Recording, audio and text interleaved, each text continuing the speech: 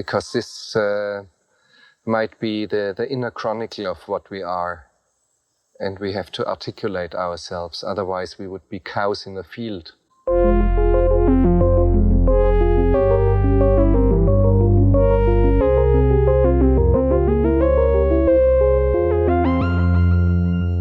Welcome, everyone, to Cows in the Field. This is yet another movie podcast. My name is Justin. I'm Laura. And today we're talking about the 1981 John Boorman masterpiece, Excalibur. My knights have fought my causes. Now, my brother, I shall be king.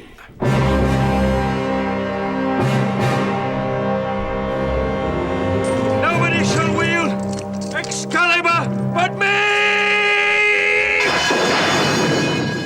To kill and be king? Is that all? Perhaps not even that. Drink from the chalice and you will be reborn in the land with you. I will love you as my queen and as the wife of my best friend. And now to be driven from us by a woman's desire!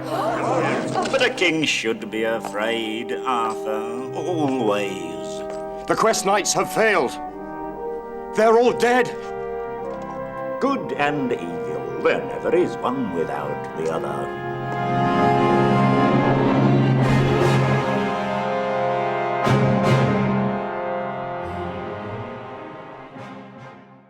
And we have a very special guest with us today. We have from the film critic for New York Magazine and Vulture, Bilge Ebiri. Hello.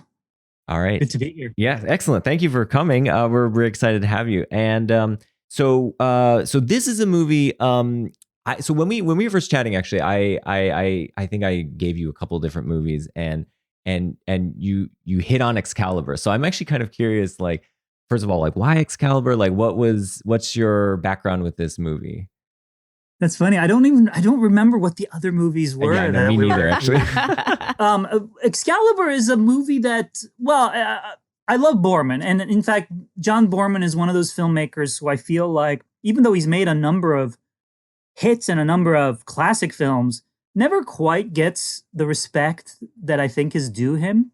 I have this theory about Boorman, which is that, let me see if I can articulate this weird theory. I'm convinced that everybody, or just about everybody, probably has somewhere among their favorite movies, or the movies they just think of as the films that they love, somewhere in there, everyone has a Boorman movie. Like, he's a very versatile director, and he's dabbled in lots of different genres, even though he is, I think, also, quote unquote, an auteur. You know, he actually has stylistic and thematic principles that he comes back to.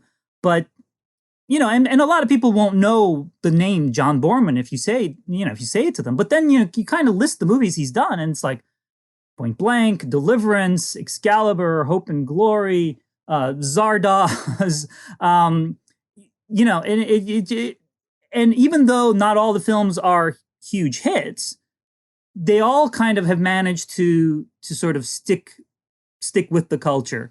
And because of the kinds of films that they are, I'm convinced, even something like Hell in the Pacific, for example, everybody kind of has somewhere in the back, in their sort of internal filmography of the stuff that they love, there's probably at least one John Boorman film in there. I have a lot of films of his that I love. Excalibur is one of the earliest ones I saw, although I don't actually remember the exact circumstances in which I saw it.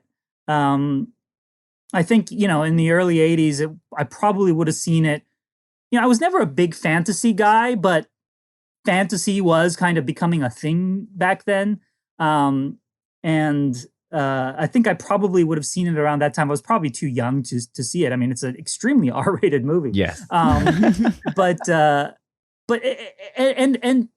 what's interesting to me about Excalibur is how over the years, in a weird way, it sort of, I would say, maybe even predicts the fantasy craze that came about later. In that,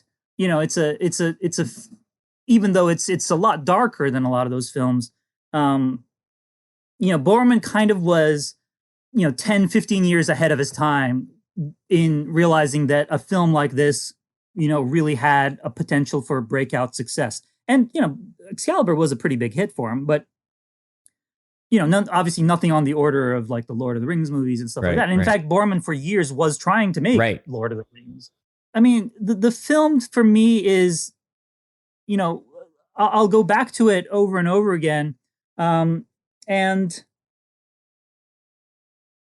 it's rare that a fantasy film has this kind of poetry to it. There is a kind of, fantasy films do have a kind of gravitas nowadays, but there is a weird kind of almost surreal poetry quality to Excalibur, even down to something like Nicol Williamson's performance as Merlin, which is just the craziest thing ever. But it's very exaggerated kind of poetry. A dream to some, a nightmare to others. Like it's the kind of thing that you're like you can't I've seen this film 6 or 7 times over the years, and every once in a while I'll think back to Nicol Williamson's performance. I'm like, that didn't happen, did it? Like that wasn't an actual performance in a film. I'm just exaggerating it, right? And then I'll watch it again. Oh my god! It's quite I mean, it's quite crazy, and it's wonderful. Yeah, I mean, it makes the movie. It is really remarkable. So I watched this movie as a kid, probably maybe not too young. I probably watched it in middle school, and because I was into Dungeons and Dragons. Like, let's put the cards on the table. I was a D&D kid. And I couldn't get enough fantasy lore and nonsense. And when I was craving whatever fantasy I could find, and I came across Excalibur, and I was deeply disappointed with it. And I think part of the reason I was disappointed is that the things I cared about with fantasy, which were swords and magic and so on, this film has actually not that much of. I mean, the battles are like largely uncinematic. And apparently I was reading he didn't even really bother to choreograph most of them. So they're just guys hacking each other with swords because he didn't really have the patience or care about that kind of. He wasn't interested in that sort of thing. And similarly with the magic, I think I was expecting more like what we got in Lord of the Rings. And it's also subdued and so subtle and so off screen, so to speak. And I was just bored by it. And so that was my experience with this movie. And then like later I started to think back on it, and I saw images from it, and I kept thinking, whoa, this looks really cool. Like the images are amazing. Like, these dudes in full plate armor, it's super shiny. There's mist everywhere. Sometimes there's like at the end, they have full plate armor with blood all over it. And I was excited to do it again and to come back to it. And so that's why I said to Laura, I was like, we should like talk about this movie. I feel like it's going to be an interesting rewatch. And to which Laura said, oh no, thank you. You're going to put me on the spot. Well, I mean, you guys were so positive. No. I have like a lot to talk about it with it, but I had first saw this movie like 5 days ago, right? Yeah. Yes. Yeah. Fantasy is not Laura's genre. So. And at first it didn't hit me. Like I sort of finished it and I was like, that wasn't for me. But then we've talked about it for, I don't know how many hours now afterwards. So we've been chatting about it off and on. And yeah, I've been trying to make the case to Laura that there's more to this movie because I think there's a lot going on. Watching it today or watching it, in now, I actually quite liked it. And it was, I realized I can see myself not liking it, and I can see myself now liking it, and I can see the difference between those two people and who I was then and what I wanted out of a movie, and who I am now and what I want out of a movie. And and what you were talking about, Bilge, about the poetry of it, I think is quite interesting, partly because I think part of the reason there is a poetry to it is a lot of the scenes are very oblique in that the characters aren't really people in any recognizable sense. Rather, they're more just archetypes of people. In a way, they feel to me like as if these were primary colors, and a normal person would be the mixture of those primary colors. But these are just the actual primary colors. They represent whatever it is they represent in that untarnished, undistilled form. And that I thought, when I saw it that way, and I saw it, that's a lot like opera, right? Like opera just plays like that. It's that you have these sort of elements on the stage presented to you, and then you sort of see yourself as shades in these things. And I was just amazed by that. I don't think I've ever really seen a movie that fully embraced these opera in this way. Well, it is very operatic, obviously, to the point where there's actual opera in the movie. Yes. But and Boorman was very aware of that. I mean, he was aware of the operatic overtones and how much opera and how much this story, the Arthurian legends, had inspired. And I think in his he's written several memoirs, but in kind of the main one, Adventures of a Suburban Boy, he talks about Excalibur and about how a trip to the Bayreuth, opera festival and seeing, the ring cycle really kind of inspired him in this endeavor. I was trying to think of a scene, in terms, when I talk about the poetry of the movie, there are these things that certain filmmakers can get away with that not everybody can pull off, which is, and it's a tiny little thing, but there's a scene towards the end of the film after Merlin has been frozen in ice, I guess, in his little fortress of solitude, which is, in the basement of it's in the basement. Basement of Camelot. I mean, it's like this other dimension almost. Yeah. Right. And then and there's Arthur. He's up. He's older. And he's up by Stonehenge. Is it Stonehenge? Yes. Right. And he's calling out to Merlin, and he just like slams on a piece of stone, and then like it cuts to Merlin in his chamber, and the lights come on. Right. Yeah. He hits it like Fonzie hitting a jukebox. Right, exactly. And the neon lights in, frozen Merlin's basement come on. This makes no physical sense whatsoever, or even narrative sense. Yeah. And yet, a chill goes up my spine when that happens. I mean, obviously he kicks in the Wagner kicks in right as he slams the stone. It's such an inherently ridiculous thing, and yet it's so kind of beautiful and moving when it happens in the film. And there aren't a lot of filmmakers that can actually pull off that kind of thing. In fact, that's one of the, that's one of those things that, even though George Lucas has had a spotty career as a director, ultimately, it's one of those things he could pull off back in the day. Like the kind of like, okay, we're going to cut to another planet in another galaxy. And now here's what's happening there. I have two. I don't know. I love that kind of thing. I have two thoughts on that. So the one is there's another instance of that is incredible, but partly because he's weaving together two narrative threads that I don't believe were actually connected in the Arthurian legend. So one is when Arthur discovers Guinevere and Lancelot, and in the moment of sort of anger or whatever, he thrusts Excalibur into the ground. At the same time, cross-cutting with this is Merlin and Morgana in the basement of the dungeon or whatever, and Merlin is like being tricked into revealing the charm of making, and the sword goes through him. The sword comes through the ground and then goes through him, and it ultimately like destabilizes him, and then Morgana is able to get the upper hand and imprison him in ice. And these two things, which like the sort of Morgana getting the power from Merlin or whatever, and like Arthur like giving up Excalibur, so to speak, because he's upset at the situation with Lancelot and Guinevere. Like, I don't think they would normally be connected in the legend, and yet he just with cross-cutting connects them. Like they're happening simultaneously, and he's going to allow these things to come together. And I think that's super cool. And that's one thing I love about this film is what he's doing is he's taking aspects of the legend, or the myth or whatever of Arthur, and condensing, editing, bringing together in different ways, tying different threads together. And to me, this movie's been called like the definitive like film portrayal of the legend or whatever. And I think there's a real, case for that, in that like it's so in the 2 hour 2:20 runtime, he's able to cover an incredible amount of material. And partly that's, I think, because the writing is able to keep these things all in the air at the same time.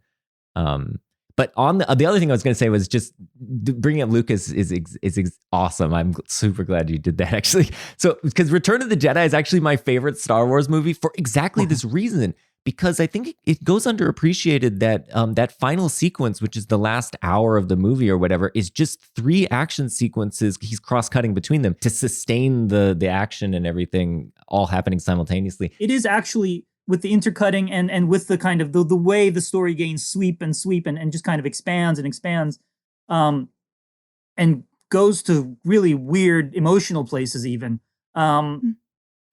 It takes more risks in many ways than the other films do. And in fact, I'll go you one better. I would say something similar could be said about The Dark Knight Rises, which is not my favorite, certainly not my favorite Nolan film, and definitely not my favorite of his Batman movies. But there is, editing-wise, there are choices being made in that movie that are not choices that would be made by a director who had something to lose. I mean, there are things being done in that movie, like in terms of intercutting, actually, and even in the ways that the film actually incorporates, like, flash forwards and things like that. That's downright experimental. And I mean, it has its flaws certainly, but it's one of those movies I'm very happy that it exists. Similar to Return of the Jedi. Yeah, totally. That's amazing. We're gonna have to keep an eye on that when we rewatch it. We're building. We haven't seen Tenet yet. Okay, so we're afraid to die. We're COVID fearful here, so we're waiting for December 15th. But yeah, I was actually, our friend was we were just talking to our friend on Thanksgiving actually about Dark Knight Rises, and yeah, my take on that movie is basically, it's like a bloated mess, but I would watch it anytime. If anyone was like, you want to watch Dark Knight Rises? I'm like, yeah, put it on. I'm ready. Absolutely. Just put it on.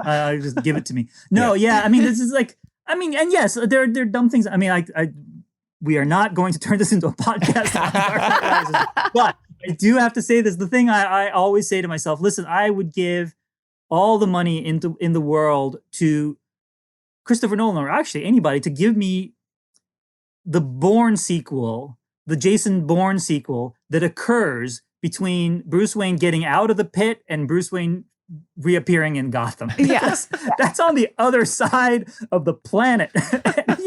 he's got nothing. Yeah. He's like literally I don't think he even has shoes. And he somehow has to make his way back to North America.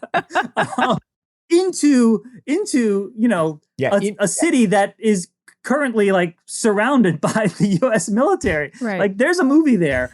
And I hope somebody makes it one day. And it's just basically him just like, hijacking 25 different cars and then like a plane. And, I mean, it's just, there's, you could do an entire trilogy around how the hell he makes it back to Gotham. Incredible. In like 5 days. Incredible. Yeah. Yeah. Okay. Let's not, I have more to say about this, but Excalibur is the movie of the day. So I'm not sure where the best place to start is, but one thought is, I mean, this film is just like ripe for allegory. It's just like allegory steeped upon allegory. And there's probably as many readings of this film as there are nights don't get named in the movie. And so one potential place to start is with the title of the movie. So the title is Excalibur. It's a sword.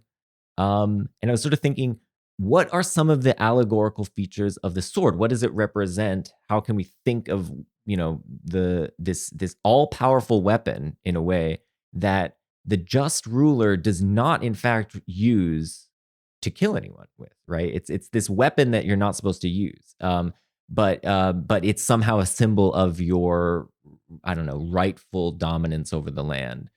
Well, I mean, for me, I would say, allegorically, it's interesting to think that this is made in 1981 and he's developing it, in the 70s, when concerns about nuclear war and things like that are at fever pitch. Now, I don't think Excalibur is ultimately an allegory for nuclear power, certainly not. But it is about power, and about the idea that having power doesn't necessarily mean wielding power. Yeah. Mm-hmm.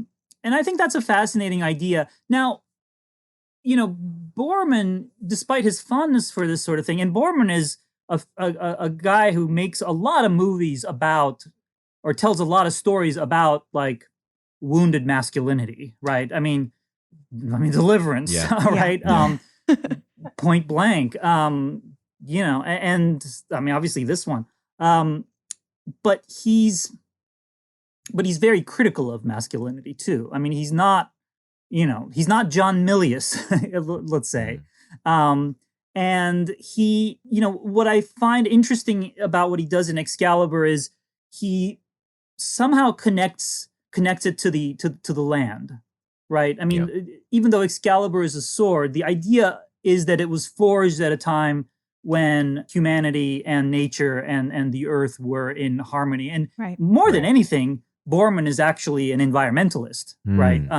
And a bit of a naturalist. I mean, he's in the tradition of directors like, I would say, Tarkovsky or Terrence Malick, who are fascinated by nature, both as a setting, as a metaphor, and even sometimes as an ideal. Or Nuri Bilge Ceylan is actually, the Turkish director, is another example of that. And in Excalibur, one of those things that, you mentioned the armor and how shiny it is. And one of the things that happens with the armor is it's so often reflecting the greenery around them, right? And these people feel like they've emerged from the forest. They feel like they've actually emerged from the earth in a way. And in fact, some of the film was shot, Boorman lives in Ireland, or lived in Ireland at the time. I don't know if he still lives there, but and a lot of it was shot in these primeval oak forests near where he lived, which are basically, forests that have been around, from time immemorial. And in fact, in his memoir, he talks about this. Like he really wanted that sense of this thing feeling like it was like the beginning of the earth. And the journey of the story and the journey of the sword is Uther gets it, right? But he turns out not to be a worthy ruler. Yeah. I mean, he turns out to be such a slave to his impulses and his desires. He's unable to kind of control himself and unable to use power justly. And I don't actually remember, I read the Arthurian legends in like middle school. And in fact, I was never a big fantasy guy, but I read, the Once and Future King back then. And I also read Steinbeck's book about King Arthur. And I also read, amazing, I can't believe I did this. I read Mallory's Morte d'Arthur. Wow. And, really? But I don't actually remember how much of this stuff in Excalibur is actually in the Arthurian legends, because he's mixing and matching with all sorts of things. Yeah. So I don't remember if, the circumstances by which Arthur is conceived are actually the same in those as they are here. I don't know. Yeah. And then kind of when it comes full circle at the end with Morgana and Mordred, I don't remember if that's actually from the original stories or if that's something that that feels to me like something that Boorman might have put in there actually. It feels very Boorman to show how the poison at Arthur's conception eventually comes back to destroy him in a way. Yeah. And he has to also destroy, like, in order for this kind of, it has to become full circle, he has to destroy Mordred as well. Otherwise it's just going to propagate itself. Right. Yeah. You were talking a lot about the cyclical. That trauma gets, there's a cyclical nature to it. And the pain and the trauma also getting pushed forward generation into generation oftentimes. It does bring to mind to me the transition from the sort of Hobbesian state of nature into the rule of the sovereign. And in particular, what's interesting though is there's a twist on this. Because if you think of the sword as coming from nature, then there's this idea that nature itself wants humans to be free of the state of nature where we're all in a state of war of all against all, and rather in a state of sort of peaceful coexistence with one another. But what I think is kind of interesting is that it's a simpler idea than the situation that, we currently have, where nobody, it's not the case that there's just a sword of power that comes out of a lake and picks this guy and it's really easy. Instead, the situation of trying to self-govern is incredibly complicated because we don't have easy ways of deciding who's the one who's fit to lead. And as the last 4 years have, indicated, we're pretty bad at this. It would, one could look at sort of, Britain in the late 70s and sort of, the transformation that happens in the early 80s when a very strong, but let's face it, fascistic leader kind of comes into power. But I think Excalibur in that sense is in many ways about the paradox of just power, right? I mean, what happens is the one person who deserves to rule is also, quite understandably, a person who does not want to rule. Right. Right? I mean, the paradox is anybody who is worthy of this kind of power is also somebody who would understand that they would not want this kind of power. Right. Right. And that's one of maybe my favorite scene in the film is actually that final scene between Arthur and Guinevere when he talks about, when he says, "It is a dream I have." We're talking about just being normal people, just being an ordinary person. And the only place where he can imagine that happening is the afterlife. I was not born to live a man's life, but to be the stuff of future memory. The fellowship was a brief beginning, a fair time that cannot be forgotten. And because it will not be forgotten, that fair time may come again. I've often thought that in the hereafter of our lives, when I owe no more to the future, can be just a man, that we may meet, and you'll come to me, and claim me yours, and know that I am your husband. It is a dream I have. Which is so moving to me. Here's a guy, he didn't want to, he pulled the sword out because he had screwed up and forgotten his brother's sword. He winds up in the situation that he doesn't want to be in.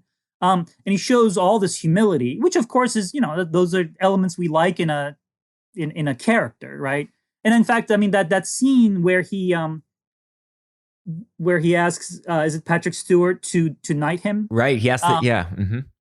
I don't know if that's in the Arthurian legend, but I was like, wait, that's John the Baptist, right? That's Jesus being baptized by John the Baptist.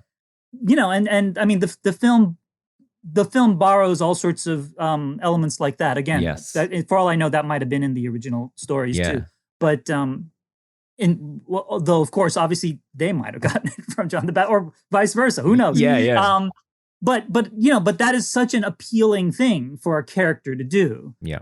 Someone who has all this power, but submits themselves to something like that. Yeah, I also love the scene when he turns turns the sword over. I think his name is Urians, the guy who he's trying to convince him to submit, and he has the sword at Urian's neck, like he's like, submit, and the guy's like, I will not submit, you're not a knight. And Arthur sort of ponders it for a second, and he says, okay, you're right, like you convinced me, you that's a fair point. And so he says, okay, then you make me a knight, so then you'll submit to me. And he hands them the sword, and there's this look on Merlin's face in that moment, and where you could see it flash before his mind, where he says, did all my plans just go to shit? Like, because I didn't orchestrate a rape and wait and go to sleep for 9 months for this crap. Like, what are you doing? Yeah, like what? Did I just like fuck up everything now? Because like this guy's now about to get killed by some unworthy dude. And but then Urians is so moved by it. You're right. I'm not yet a knight. You, Urians, will knight me. Then at night tonight, I can't offer you mercy. What's this? What's this?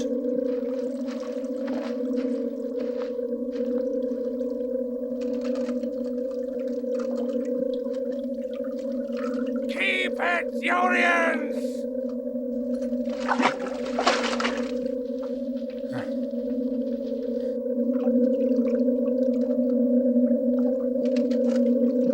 In the name of God, St. Michael and St. George, I give you the right to bear arms and the power to meet justice. That duty I will solemnly obey, as knight and king. I never saw this. Rise, King Arthur. I am your humble knight, and I swear allegiance to the courage in your veins. So strong it is, its source must be Uther Pendragon.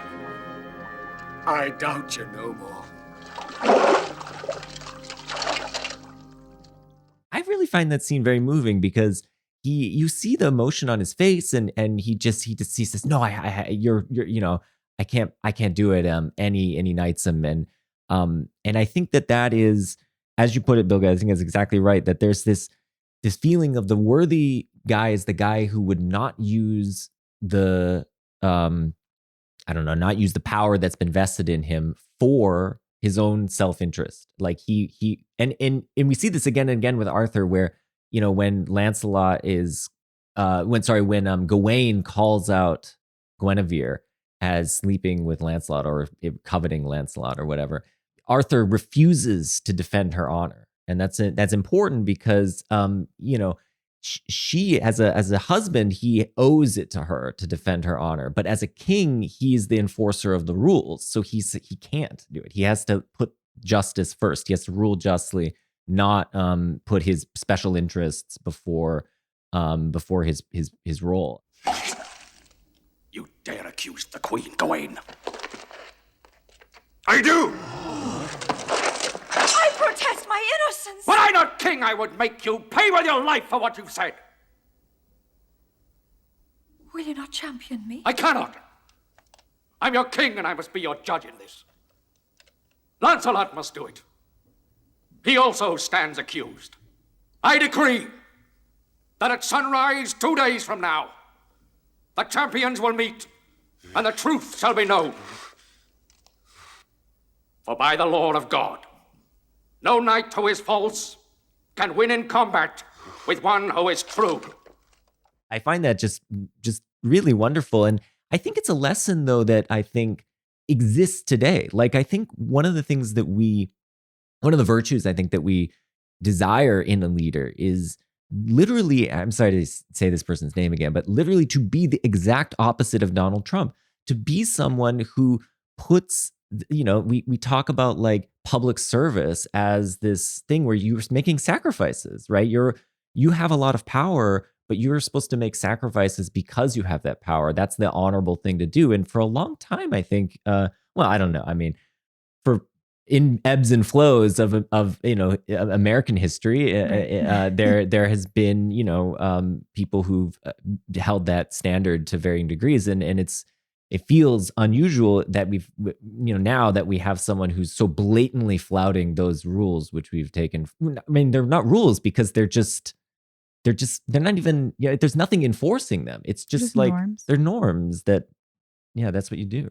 It's the old idea of virtue, right? I mean, it's this thing that runs throughout medieval literature, through Renaissance literature, even runs through Machiavelli of all people. I mean, the idea of virtue as being kind of one of the most, one of the most important qualities of a ruler, possibly the most important quality. And it is fascinating. I mean, this is literally, I don't think even Donald Trump would use virtue to describe him virtuous to describe himself. I mean, no, it is the opposite of that. It is, I mean, it's weird. I mean, and we're not going to get into Donald Trump, but at the same time, it's almost like, and this is, I'm not a believer in the notion that we are living in a simulation. But if we were, you could not have designed an experiment more perfectly than to introduce into a civilization that has, correctly or incorrectly built itself on myths of virtue, to insert Donald Trump into the mix. I mean, that's kind of like, that's a little too perfect isn't the word I'm looking for. It's a little too perfect, kind of. Yeah, like you would at least pretend to be virtuous. It's crazy. But what is so interesting, though, is that, and maybe this is why this movie is more timely now than ever, is that Donald Trump is who he is, but he's a reflection of the desires of a large portion of this population, a large people of the population who just says they saw that, they knew what they were getting, and they said, yeah, that's what I want. And I think that shows that there's some erosion of this desire for virtue or these values in American society. And so what I'm trying to say here is, I always want to put some strangely controversial thing out there. We need to we need to have Excalibur come back. It needs to be screened in rep theaters. And Okay, I was like, I thought you meant the actual sword. No, well, yeah, we could use the sword too. I thought you were like, we got to call Lady of the Lake and like get this. Well, we could use the sword too. That's not controversial. Well, that's what I was looking at you sideways for. No, but the movie. Okay, we need more screenings. Win safe of Excalibur. More people should watch it. It would be interesting to see how it would do today. I mean, it was a hit back in the day, obviously, but it would be interesting to see how kind of. I mean, obviously, the fantasy genre isn't quite what it used to be even 10 years ago. But like I said, Excalibur does feature so many qualities of that, and also a kind of. I mean, look, Boorman was obviously well aware of Monty Python and the Holy Grail, and yet was unafraid to go there. And also, I mean, look, and Monty Python and the Holy Grail was made by people who had a certain amount of reverence for Arthurian. For sure. Terry Gilliam, he lives for that stuff. So it was all done with love, but it is, I mean, when, first, like that first title in Excalibur, is a time of like, it first starts and I'm kind of like, whoa, wait, this is already too Python-esque. Yeah. Yeah. Font. Well, actually, Laura, so we were watching it and Laura thought that it came out before Monty Python and that Holy Grail was, when she was watching it, she was like, oh, Holy Grail must really like ripping on this movie. Yeah. And then after we watched it, I was like, yeah, it turns out Monty Python came out like 6 years before. Yeah, no, Python, I'm always amazed by, because Holy Grail does feel like late 70s, early 80s. And of course, by early 80s, it's like Python is, they're doing meaning of life and wrapping things up. But yeah, and I mean, the other thing that we kind of lose track of is how much this stuff was a big deal in the 60s, right? I mean, with the Back to Nature movement, with the hippies and everything. I mean, there, Stairway to Heaven, like all this stuff, like medieval myth and stuff like that is really kind of at the forefront in the late 60s and early 70s, for a variety of reasons. But and you see a lot of films. I mean, I don't think I can't remember if there were any films about Arthur made around that time, but even stuff like A Walk with Love and Death and a lot of films, even Romeo and Juliet. I mean, obviously different period, but there is a kind of fascination for that sort of, medieval and then Renaissance aesthetic. Yep. Yeah. That whole ethos.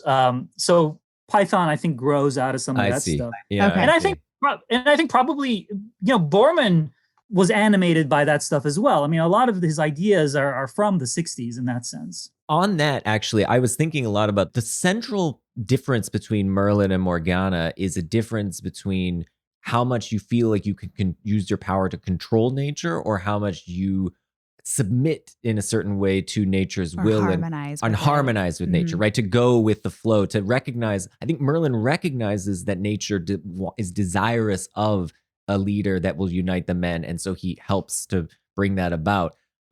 Whereas Morgana is like purely looking for power and she doesn't really care what nature's plan is for things. And this is reflected in like, you see Merlin depicted often with, he's surrounded by nature and snakes and various things, and he's perfectly in harmony with them. Whereas then you see Morgana depicted like she's got, dissected snakes and creatures hanging from, she's been experimenting with. Batwing, snake skin. Is this all you've learned, Morgana, to deal in potions and petty evil? And where have your meddling arts brought the world? To the edge of ruin. I'm worn thin and threadbare. I've tried to guide men or meddle in their affairs as you would have it for far too long. The time has come for me to go. I didn't really think of it as like a hippie thing, but you're right. I think that probably is there. And I mean, I was thinking another thread of that is a movie that's very dear to my heart, but the book was written in the 60s, was Dune. And which is this, tackling these same themes of like, living in harmony with nature and ecology, and taking lots of spice drugs and that kind of thing. He is spice drugs. My favorite scene from this movie might be when Arthur first pulls the sword out, and then he just sort of like goes on an ayahuasca-esque like little side trip with Merlin, and all his friends are just waiting for him for an undisclosed amount of time. I love that. I love that. And it's not clear how long they've just been waiting there. Like he's been in the and there's just so many snakes. And I think Arthur does like a little at one of them, and Merlin's like, just take a nap. We're fine. It's really lovely. Just to tie this in a little bit, I actually have this section marked off in Boorman's autobiography or his memoir. But I'm just going to read a small part of it to you. I began to formulate the idea that the Grail cycle was a metaphor for the past, present, and future of humanity. In the early chapters, the Uther Pendragon period, man is emerging. He still has an unconscious magical connection with nature, both in its violence and its harmony. Mm. It kind of gets into sort of Uther and how unworthy Uther is, but he talks about as law and reason are imposed, Arthur gradually forfeits his connection with nature. Camelot is established, a place of learning and science and order. Mm-hmm. Man becomes the master of the world. He pillages the earth. He cuts down the sacred forest. He loses his way. Sadly, this feels like our present. What of the future? What was once profusion becomes a wasteland. The king is sick from a wound that will not heal. The only way to cure the king and save the land is to find the Grail, the feminine symbol of wholeness and harmony, to find again a oneness with nature. This was my Jungian interpretation of the myth. That's really cool. Yeah, and the other tie-in I thought was on this point was that this idea that you need to relinquish control over the things you truly do not have control over. So we don't have control over things like earthquakes, right? Nature is beyond us, but there's so much else that's beyond us. So there's this idea in Stoic philosophy where you recognize what is out of your control, which is pretty much everything outside of the thing, your ability to react or not to react to things that are happening. And you recognize that, okay, I can't control, for instance, that I'm in pain, that I'm in prison, that I'm hungry, and so on. But what can I control? I can control that I react with frustration, or react with joy, or react with contentment to these feelings that I have. And so it does kind of feel like that idea, which is present in a lot of, contemporary mindfulness meditation and Buddhist thinking, does seem like it's infused into this idea, and that's coming out in the quote that you read from Boorman. And it was something that I was thinking a lot about, just partly because of this contrast between Merlin and Morgana. I feel like Merlin does, in a strange way, embody that. And we were talking at the top about his performance. Nicole Williams' performance is so odd, and it's so scene to scene. It's so it twists and turns, and he's comical, almost jauntily comical in some scenes, and he's like deadly serious in other scenes. And I think that somehow maybe is perhaps reflective of like the flow of nature and how things are going with the land. And for Merlin is really part of the land. He's part of he comes from the pagan sort of pre-man times. And so he is just kind of going with this sort of the ebb and flow of nature. And then ultimately, I guess he comes back in his final form as a spirit or something. I can't. Does he physically manifest? Because he comes to Morgana in her dream, but he's really leaving the world, right? He's passing away from the world. As Boorman was saying, it's the time of man, and eventually the post-man, post-human or whatever. And so he's really just become this sort of spirit, and he's infused himself with the land, I guess. Is it? Do I remember correctly from one of the Arthurian sources that isn't Merlin living his life backwards? Is that what? a thing? I didn't know that. That's cool. I don't think. I mean, it's not an Excalibur. Obviously, it's entirely possible that I hope I'm not making this up. He's the OG Benjamin Button. Mixing it with some other fantasy story. No, but I think there's, at least in one of the sources, maybe Once in Future King, that Merlin is actually living his life backwards. He's like Gilbert Graping it. Not Gilbert Graping. Sorry, what's Benjamin Buttoning? He's Benjamin Buttoning. Or maybe is it something from Tenet? Don't know spoilers. I knew you were going to go with Tenet. As soon as he said moving backwards, I was like, oh no, we're back to Nolan. See, I can't even spoil Tenet for you guys. No, please. But no. So I mean, that's neither here nor there. But Merlin is very much within the Arthurian legends. Is somebody who is as much at the mercy of nature and of time as someone who has power over it and has kind of given into it. It is interesting. You bring up you bring up Buddhism. I've never done meditation, but I've read a lot about that kind of stuff, and it is interesting how it's impossible to describe in words the thing you're trying to describe, because it's not quite acceptance. Yeah. Right. It's not surrender. It's something else, and it's not it's not oneness. It's not quite being at peace with it, but a sort of understanding and an ability to accept that the things that you can't control, but that doesn't mean that you give up. I mean, you actually, bring it back to Trump. I mean, you look at something like pandemic response, right?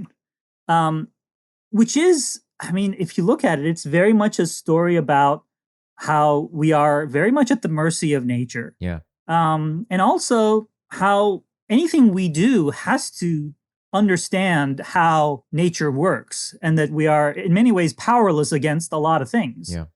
And you control the things you can control, but if you try to control the things you can't control, you're kind of fucked. Yeah. Right? I mean, like, that's the thing. It's not brave or noble to try and control the things you can't control, because that's actually how things get a lot worse. Yeah. Exactly.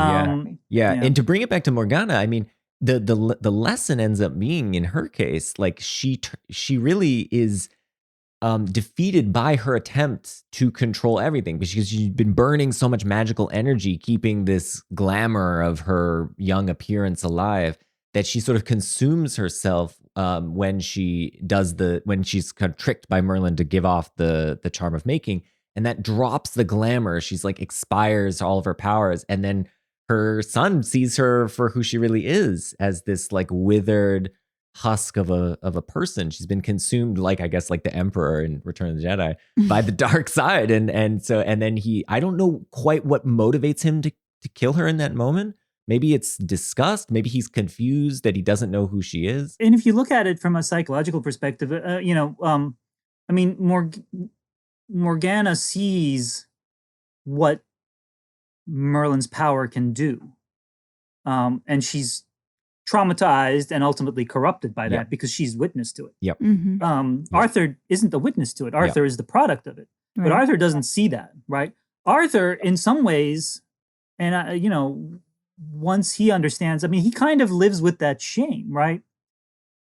And Arthur lives, I mean, Arthur thinks of himself as, if you think about him, if you watch the movie with this in mind, it's not an overt thing that happens, but Arthur acts sometimes like a person who knows he shouldn't exist. Yeah, that's interesting. And there is kind of, and even, I mean, even in the love triangle with Lancelot and Guinevere, there's the sense that, like, why am I even here? These two people love each other. Like, why am I, like, I shouldn't exist, and I shouldn't be this woman's husband, And I mean, he does that when he doesn't stick up for her as well. Yeah. My laws must bind everyone, high and low, or they're not laws at all. You are my husband. I must be king first. Before husband? If need be. Before love. I mean, there's a melancholy to him, right? Yes. I mean, it's not a particularly melancholy movie, but there is a melancholy to Arthur that you don't see in other depictions of, the Arthurian legend, as far as I can tell. I mean, it's not like there have been a lot of great King Arthur movies, frankly. Yeah. I mean, there have been a lot of things inspired by that. And I still have a certain fondness for First Night, but I think I'm the only person. But yeah, I mean, there is a sadness to this Arthur. I mean, he is very much, a figure out of the kind of, Morgana and Merlin are opposed, but also Morgana and Arthur are opposed. That's right. That's right. Yeah, definitely. And I think that Arthur, this idea that he has inherited the sin of his father, that again goes back to this, there's all these Christian themes running through this movie. So this idea of inherited sin. Also, when he when he uses the sword. So in a way, he knows that that it's the use of the sword or the powers for self-interest that is bad and evil that led to him and so on. And he has that guilt inside of him. And when he uses the sword on Lancelot to like defeat Lancelot, he's disgusted with himself so much so that he sees the sword's broken and he just throws it away. He just realizes like, I'm not worthy of it. It just needs to go away. And that's one of the other renewal moments where the Lady of the Lake's like, no, you actually are worthy in virtue of doing this. And my pride broke it. My rage broke it. This excellent knight, who fought with fairness and grace, was meant to win. I used Excalibur to change that verdict. I've lost, for all time, the ancient sword of my fathers, whose power was meant to unite all men, not to serve the vanity of a single man. I am nothing. So you could think of it as two ways. Is one in which, like, I think we were talking about this earlier, where there's the paradox of like the ruler who doesn't want to rule. Well, you could think of it like, well, then the ruler gets to rule, and isn't that great? But no, it's not great, because remember, he doesn't want to rule. So it's like a curse, right? Yeah. So he's in fact cursed to continually get this sword that he does not want. He doesn't really want to exist in a way, because he realizes his existence is due to this original sin, so to speak, of his father. But yet he has to do it because he has to do it for humankind. Mm-hmm. And that is deeply tragic.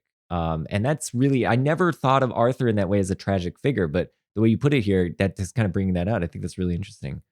I felt for Guinevere too in this movie. I mean, being the partner of somebody who doesn't want to rule, maybe doesn't want to exist or knows he shouldn't have been born, you know, like, because when they first get together, she's so light and fun, and she has such like a sparkle to her personality, and he does too, because he's still like in that transition moment of like being the Arthur before he was king, I think. Mm-hmm. And then when we skip ahead of time, he has that kind of like hollowed out feel to him, and we don't know what's really happened, but he has taken on that mantle and he's kind of like a ghost of himself, and and like. There's not a lot of scenes with them together, but like the scene when she's frustrated with him for not defending her, and then the scene where they reconcile, where she gives him Excalibur back. It's just clear that like she's been a victim to this too, in that like she thought she was marrying a man, Arthur, and she was marrying a king. Yeah. And she never gets to have love, you know, except for one time, which causes the downfall of humanity, or whatever. But it's tough, as is traditional. Sure. You know. I mean, there's also of course the original sin of Lancelot and Guinevere, which is really, I think, a kind of, I mean, it's portrayed as an Adam and Eve thing, and Laura was actually looking for iconography on Adam and Eve, but it doesn't look quite the same as. I couldn't find like an exact painting or any particular artist that like painted it exactly the same, but I just in like the lush greenery and then naked, being naked, like I think is incredibly evocative of Adam and Eve. They are so naked. They're so naked. Like, it's weird. It's like, obviously somebody's naked. They can't get more naked, but somehow these two actors in Excalibur are the most naked anyone has ever been for some reason. And I don't know if it's, you're right. I don't know if it's because the kind of the greenery around them or the lush for. They're so white too. I think it's just the way that he's, with that filter and stuff. They're just glowing naked and they are so the greenery. Naked. Yeah. Like there's actually, and part of it I think is, like even just the way they sleep together is like their bodies are at angles that quite like it feels like another layer of skin has come off them. I mean, it's great. It's wonderful, and I find that you're absolutely right about Guinevere. I always forget because the later scenes of the film, in terms of her effect on the movie, hit so strongly for me. I always forget how vivacious she is at first. Like that first scene with her is so lovely. And it's, you realize, I mean, she is also a tragic figure in this. Yeah. Yeah. So I guess we first see her and she's like eyeballing him, right, when they're fighting. And then after she helps heal his wounds, there's a party scene and everyone's picking her up and spinning her around. She's like the life of the party. And she makes some joke to him. I think she gives him like something to drink and she's like, it'll make you stronger, but not too strong. So you have to hang around for a little bit. Like she's so flirty. Yeah. And I mean, that actually, the dancing calls back to Igraine as well. Yeah. The dancing in the initial sort of moment of temptation. There are a number of scenes, I think, that call back to that earlier section with Uther. I mean, even the the knighting scene later that we just talked about with Patrick Stewart. I would call him Patrick Stewart. I can't remember his name, the character's name. But that kind of calls back to Uther and his rival early on. Mm-hmm. There are a number of points that it's weird. I always forget how big the Uther section is. Like, I think of that as being like this 5-minute prologue at the beginning. No, it's actually kind of like the first act in many ways. And there's a lot there that sort of reverberates back to what happens with Arthur later. Totally. And again, Laura, you were talking a lot about the cyclical nature of this. And then Bilge, he has to break the cycle, so to speak. And in a way, the breaking of the cycle does come not just with the murder, well, not murder, but the killing of Mordred, but also with the return of the sword back to the lake. And so there is this sort of completion of the sword comes out. Okay, actually, now this leads me to think about maybe there's a reason Boorman wants to call this Excalibur rather than King Arthur and his merry knights, is that it really weirdly is the story of the sword, right? The sword comes to Uther, it's sort of passed down, Arthur uses it, kind of goes away for a bit, the land sucks, it comes back, it completes its task in terms of killing Mordred, it kind of wraps up the ends, and then it goes away, and it's cast back into the lake. And so it's almost like, although in as much as this is Arthur's story, it's also the story of this sword and how it gets, passed around. Yeah. That might also be his obsession with Tolkien showing itself in that, ultimately the Tolkien cycle is about the ring. A ring. And so he's kind of got Tolkien on the brain. So he's very much focused on, where's the object that we can make the story about as opposed to the people. The shiny object. I love that. I also love the final scene with the Lady in the Lake and the and getting Excalibur back, because it's weird. It's so triumphant, right? Oh yeah, totally. Which is, this is the death of the dream. Like, this is the end of the dream. But there is something very triumphant about I'm not going to bring up Dunkirk, but the idea of like triumph and defeat, right. Yes. Yeah. Like the Excalibur is returned, so it may return another day. Yeah. Just the British Navy is saved, so they can come back. That's cool. Yeah. That's right. Sorry, I was going to say one other thing on tragic characters. So we have Arthur as a tragic character. We also have, of course, Lancelot, tragic character for sure. I mean, he's in love with his best friend's wife. Like, that's bad times. We also have Guinevere as a tragic character, as you pointed out. We also have Morgana as a tragic character. Sure. I mean, Morgana, in a way, is, from this perspective of the movie, there doesn't give very much time for Morgana. But if you really think about what happened to her and everything, like, her existence has been shaped entirely by this horrible event that she's witnessed as a child, that she understands. Like, it's clear there's a moment of understanding where she looks at Gabriel Byrne right in the eyes, and they lock eyes, and she sees him for who he is, and she knows everything that's happened. And then she's driven by that sort of revenge or desire for revenge or hatred towards Arthur, who's the product of this rape, and Merlin, both because of course Merlin was the one who facilitated it. I think it is tragic to be fully consumed by that desire for revenge. And I think like there's a fourth tragic character. Presumably there are others, but just thinking through all the, because we were trying to think about, the reason I had that on the mind is that we were trying to think of how you might sort of critique this film from the feminist perspective, insofar as the movie is really a male dominated, the movie is mostly men. It very much takes a male perspective on things. There is a lot of sword stuff happening. So there's like a lot of phallic imagery. And so we were trying to think about that and how, anyway, did you have more thoughts on this, Laura? I knew you were writing some of this up, but. Well, no, I mean, that was my first frustration with the movie when I first watched it, that I felt like if every character is an archetype, then of course we have like the most classical archetypes for women, like, Guinevere being the virgin who, has has a passionate love affair once, and therefore that is the original sin, and then she lives out her rest of her life as a nun. When she came back as sort of in the white, I was so bummed out for her. Or Morgana, if women have any amount of power whatsoever, they're evil.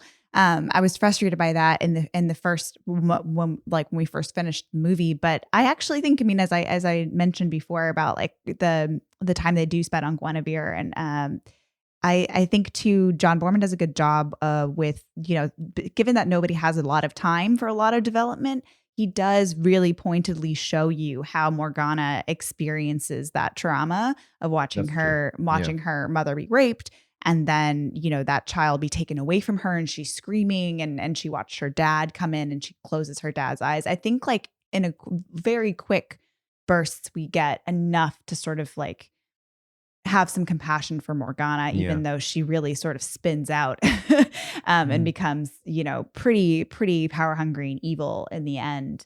I did appreciate that. I don't think I was registering it in the moment until I thought more about it. Yeah. I do wish though, I think, Justin joked about me saying no thank you to watching this movie, but I think, I do like smaller stories. So we haven't watched as many Boorman movies as you, but for sure my favorite is Deliverance, because I like a little bit more meat on the character meat on the bones of a movie. And I really wanted just a whole movie. Like if we have a whole movie of Batman getting out of the cave and trying to make its way back to North America, I want a movie about what happens with Morgana coming into Camelot for the first time. Because if Arthur doesn't know that she exists, right, or he doesn't know that he has a half-sister until he pulls out that sword and then gets his origin story from Merlin, he builds Camelot and brings in his sister. Yeah. Where's Morgana been, and how does she feel about living in Camelot with her half brother? And I want so much more of that.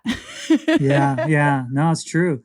And again, I can't remember how much of this part of the story is from legend and how much of it is stuff that Boorman brings into it. But like I said, his films are often, very critical of masculinity. Yeah. But they are extremely male. They're, in Deliverance. Is there a single woman in Deliverance anywhere? Yeah.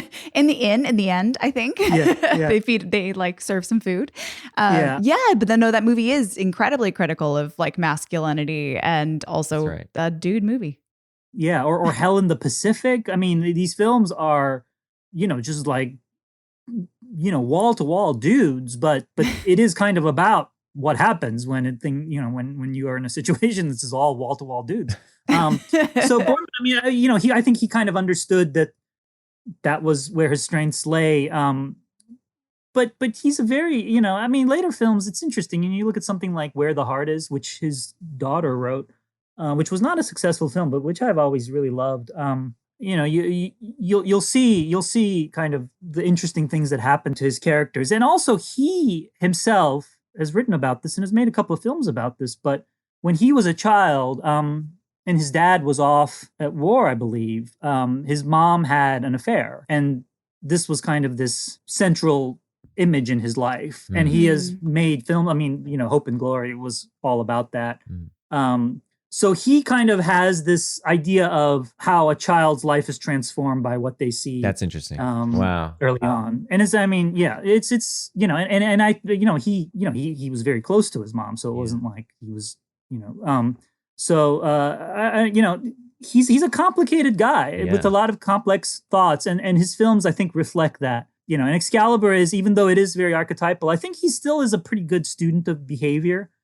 So that even though the characters are archetypal, to me, they behave in ways that are sort of understandable isn't quite the word, because they do terrible things, but it's convincing, right? No, it's totally. The fact that this person would do this thing, you're like, okay, I get it. Totally. And there are shots with when Guinevere and Lancelot meet for the first time, the reverse shot on that is it's just perfect. Exactly they're in love. It's immediate. And yeah, I think and they're perfectly cast. Those two actors, they kind of look like each other. You're kind of like, yeah, these two should be together. Yeah. he's basically, his hair is just like a slightly shorter version of hers. It's just, it just feels right, Soon to be longer in the end when he gets the full mane. Oh my gosh, that wig and beard are pretty remarkable. On the connection with his filmography, though, I was thinking, there might be a kind of thematic trilogy here. So you have Excalibur as the sort of, you might think of as like the prehistory, this sort of the seeding of all of the issues that humans are eventually going to have to deal with. Then you have Deliverance, where you have, and again, there's a kind of thematic connection there, but the nature and the control over nature and trying to bend nature to your will, but also a kind of primal encounter with nature. So you have the modern man engaging with, grappling with his demons, so to speak, represented maybe by the people, the Appalachian people, and so on. And then who are like these people who have a keener and more fundamental relationship to nature.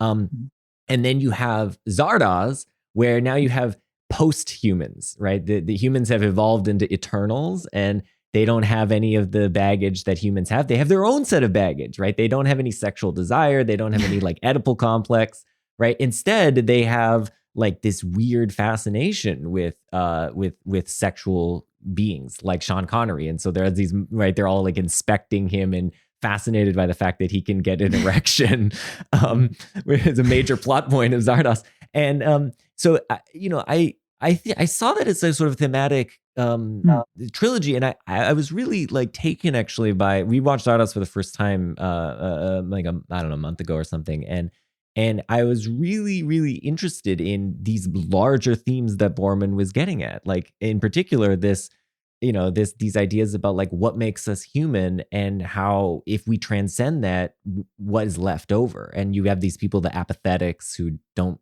do anything. They just sit around. They don't have any needs, and so they don't have any desires anymore. And I thought that was just interesting, contrasted with Excalibur, where people are really, these are like the primordial people who are like so connected to nature. They're pure representations of either id or superego, so to speak. And they don't really have anyway. So I thought that was kind of interesting. But we haven't seen a lot of the other, so you're mentioning like Hope and Glory. I have not seen that. And what was the other one? I haven't seen Point Blank, but you like that one as well? Oh yeah, Point Blank is great. I mean, he's one of those filmmakers where every film is fascinating, even when it doesn't quite work. But I think that's a really interesting way to look at this as a trilogy with Deliverance and Zardoz. I mean, those are the films he makes through the 70s, with the brief detour into Exorcist 2, the Heretic. Right, Exorcist 2. But you're absolutely right, I think, because also if there are certain elements that pop up. So, when I was talking about when Arthur and Guinevere meet for the last time in Excalibur, and he tells her about his dream that they get to be an ordinary couple in an afterlife. That's the finale of Zardoz, right? These two people escape from the world and like basically live in a cave where they get to grow old together. Right. Yeah. And also, I mean, the lady in the lake, the hand rising out of the water is like the signature image of Deliverance, right? Yeah. Oh wow, I didn't think about that. The return of the repressed. Now I can't remember if that image is actually in Deliverance or if it's just the Deliverance poster that then became a thing. But I think it's like the final shot of Deliverance. Right, But, it's the body that they... It's his dream. Yes. Oh, it's the dream. Yeah. Right. He's at home with his wife finally, and then he has. That's the dream right. That's the right. hand coming. Yeah. Right. Yeah. So it's really kind of a. I mean, these are themes running throughout his filmography and images and ideas that he keeps returning to, and those three movies, they're out of order, right? Yes. Right. Yes. Ideally, you would watch Excalibur first, then you would watch Deliverance, yeah. and then you would watch Zardoz. Yep. And then I think you might see some fascinating things emerge. Yeah, exactly. I love Zardoz, but I haven't rewatched it in some years, so I would have to look at it again to see if it holds up as a kind of companion piece to Excalibur. I think I probably saw them around the same time when I was a kid, so I will build a round table where this fellowship shall meet. And a hall about the table. And and a castle about the hall. And I will marry. And the land will have an heir to wield Excalibur. Knights of the Round Table.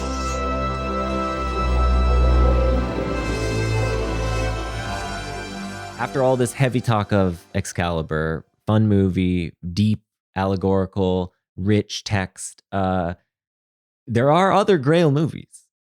Okay. And so where does this one rank in terms of Grail movies? So here are some Grail movies. Bilge, you may have others that come to mind. So obviously Excalibur. We have Monty Python and the Holy Grail. Indiana Jones and the Last Crusade. The Grail shows up in that. The Da Vinci Code. The Fisher King.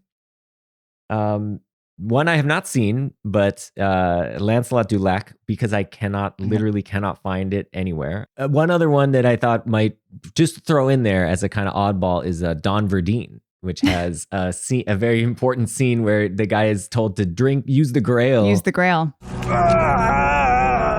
been hit. Oh no! Oh my God! It's bad. Oh, you must have hit an artery. He's okay. I need a tourniquet or a bandage or tissue paper, anything. I'm sorry, Boaz. I think this will take nothing short of a miracle. Oh, what about the Holy Grail? Bunyan's right. Fill the Grail with the water. It contains the secret of eternal life. I'll go fill her up. Stay calm. Just breathe. Is that your vote, Justin? No, I'm curious if there are other ones. This was off the top of the head. Yeah, I mean, well, I'm sure there are others. Well, there are other King Arthur movies, right. obviously, right. Though they're not always about the Grail. I'm sure there's some that I'm blanking on myself. But of the films that actually tackle, the traditional stories around the Grail, I think Excalibur is probably my favorite. But I also really love The Fisher King. And Terry Gilliam. I mean, Terry Gilliam and John Boorman, kind of like separated at birth for me in many ways. And they're both, I think they're probably around the same age. Boorman's probably a little older, but they're filmmakers who, don't tell Terry Gilliam I said I thought he was the same age as John Boorman. I think John Boorman might be 12 years older than him. But, we don't have a direct line to Terry Gilliam. Well, this has now been recorded. I can cut that out if you want. But I do think, I do think they're very similar in that, like this kind of stuff informs all their work. Yeah. But yeah, and I mean, Holy Grail is fantastic. I can never get enough of that movie. And this enchanter of whom you speak, he has seen the Grail?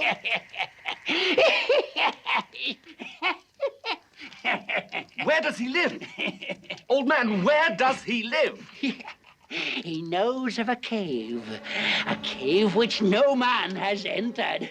And the Grail is there? There is much danger, for beyond the cave lies the gorge of eternal peril, which no man has ever crossed. But the Grail, where is the Grail? Seek you the Bridge of Death. The Bridge of Death, which leads to the Grail?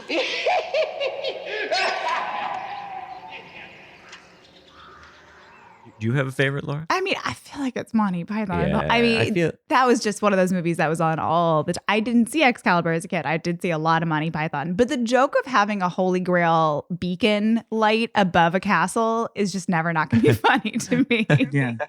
I forgot to turn it off. Yeah. Or even just like God speaking. I mean, in Excalibur is unafraid to let itself have. It's like the Last Temptation of Christ in that sense. In that, it's unafraid to have like Python-esque moments. Yeah. Because it's just going for it, and it knows, listen, there's no way around it. There are going to be scenes in this movie that look and feel like the life of Brian, but that's just kind of the way, we're going to have to accept this. All I was thinking about was Holy Grail, was Monty Python when Percival has the vision of the Grail. Like it just felt so Monty Python. Yeah, no, it absolutely does. And and Python is also great. But Python is kind of like Python and the Holy Grail is kind of like oh God, what I'm about to blank on this movie's title. Dewey Cox. Walk Hard. Dewey Cox. No, it's like how, once you've seen Walk Hard, it's impossible to watch another like musical biopic. You just can't do it. Because it's just Walk Hard just got there. Yeah, and people keep making. There was formula a few years ago, like there were like 6 different biopics of like country musicians and jazz musicians and stuff, and it was kind of like, has anybody seen Walk Hard? Because it has preempted all your movies. Can I make a pitch for Last Crusade? So the only pitch I'll say is this. So I sneakily, maybe I like third ones in the trilogy, I guess. I kind of like that one a lot. And I really love the sequence with the Grail where he has to do the various tests. And then the Grail turns out to be the one, because it's, of course, the cup that Jesus drank from or whatever. So it's not the really fancy cup. It's just the, muddy, whatever, rusty cup. This is the cup of a carpenter. Yeah.